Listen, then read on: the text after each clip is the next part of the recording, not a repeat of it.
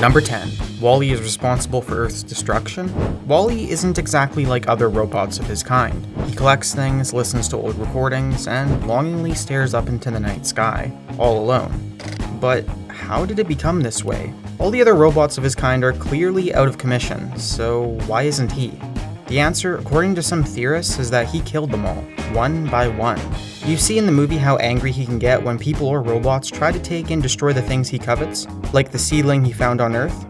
So imagine if he saw another one of his kind attempt to compact a trinket he found amusing. How did he manage to do it all himself? Well, the other robots never malfunctioned like he did, and so it simply wasn't in their programming to defend themselves from him.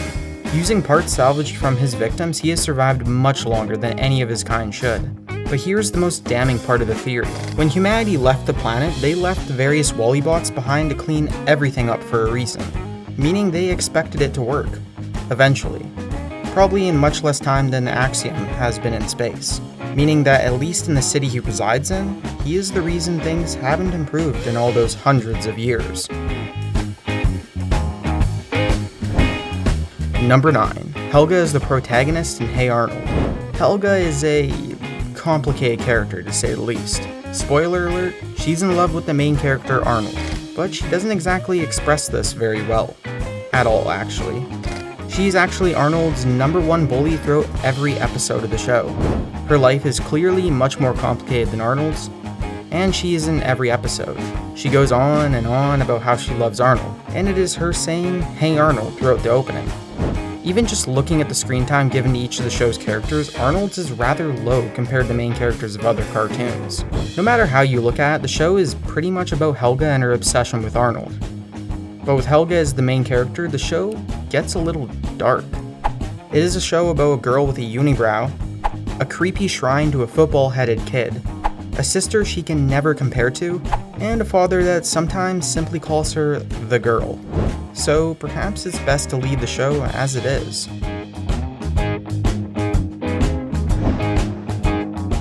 Number 8. Toy Story 3 is a Holocaust allegory. We all already know Toy Story 3's Lotso the Bear is the evilest, worst, most cruel villain in all of Disney. But other than that, the story of Toy Story 3 is otherwise harmless. Andy leaves his toys to go to college, they are sent off to a daycare where they are abused and held against their will, and they attempt to escape said daycare and end up facing doom via incinerator. But according to this theory, there is another group of people that face similar persecution. The Jewish people during World War II. The first similarity between the movie and the Holocaust comes when Woody and the gang discuss what might happen to them, and Buzz suggests that they pull an Anne Frank and hide in the attic. They are taken away, segregated by other toys, and put to work in the daycare where young children tear them apart. Later, when they're too damaged, their bodies are dumped into the trash. And of course, they're taken away to an incinerator to die.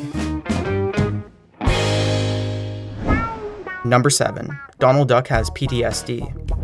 People tend to forget Donald Duck was a US military commando, and as you can see here, he went through some pretty traumatic close calls on his own, in enemy territory, as a relatively untrained recruit. He doesn't even know how to land properly while parachuting. Although he does successfully wipe out an entire Japanese military base, along with a number of planes that would probably cripple their air force. He would of course survive the war, but according to this theory, not without post-traumatic stress disorder. And he portrays many symptoms that can be used to diagnose him. He has social problems, often has flashbacks, tends to startle easily by things that would not really bother others, and has problems falling asleep. And while this may simply be because Disney would rather have us forget that he was a soldier, he never talks about his experiences to anyone. But yet, the previously stated symptoms are fairly clear. So why would he have those and not others? Number 6. Pinky is the genius and Brain is insane. Pinky and the Brain was a cartoon about two genetically modified mice. One is called Pinky and the other is called Brain. Brain dreams of taking over the world, and every episode he puts together an insane plan that should never work. As such, his plans never really reach the final stage because Pinky, who appears to be a total idiot, screws them up. Every single time. But is Pinky really such a numbskull? The most important bit of this theory comes from a line in the show's theme song. One is a genius, the other's insane. At a first glance, Pinky is insane, and Brain is a genius, but it doesn't tell us which mouse is which. Pinky is supposed to be an idiot, not really insane, and Brain is the one that comes up with all the insane plans to take over the world. So maybe he's the insane one. So if Brain is insane, how could Pinky be a genius? Well, isn't it peculiar that it is Pinky who foils Brain's plans every single time? As if he knows exactly what he has to do to screw it up. If Brain ever realized Pinky's idiocy was a sham, he might try and eliminate him. So Pinky, being the genius he is, plays dumb in hopes he can continue to foil Brain's plans undetected. Or so the theory says. Number 5. Ash is in a coma. It only takes a cursory glance to see that the world of Pokemon is pretty damn strange. No roads linking one town to another, few big cities, children are allowed to go out and explore the world at the age of 10, and what do people eat if all the animals and many plants are Pokemon? Well, it doesn't matter that Ash's world makes no sense, because his accident at the very beginning of the series put him in a coma. How else could siblings of Nurse Joy and Officer Jenny be in basically every town he visits? Clearly he knew them from his hometown, and his mind is substituting them in the roles they fill. The absence of his family is also peculiar. Ash almost never receives letters or calls from home. And what mother would be crazy enough to let her son travel the world with strangers?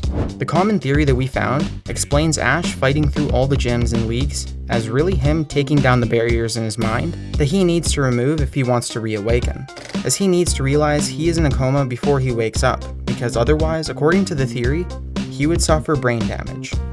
The theory goes on explaining that everything in the story represents something about him, and practically everything strange about his world can be explained away as part of his fantasy. Number 4. Rick and Morty is connected to Gravity Falls. These two shows, Rick and Morty and Gravity Falls, are easily some of the zanier cartoons to recently grace our television screens. While their target audiences are different, these shows have similar themes. But are they connected? The theory was recently brought to light by MatPat's Film Theory, and the video points out several strange occurrences. The most well-known is the appearance of a pen, a notebook, and a mystery Shack coffee cup flying out of a portal created by Rick.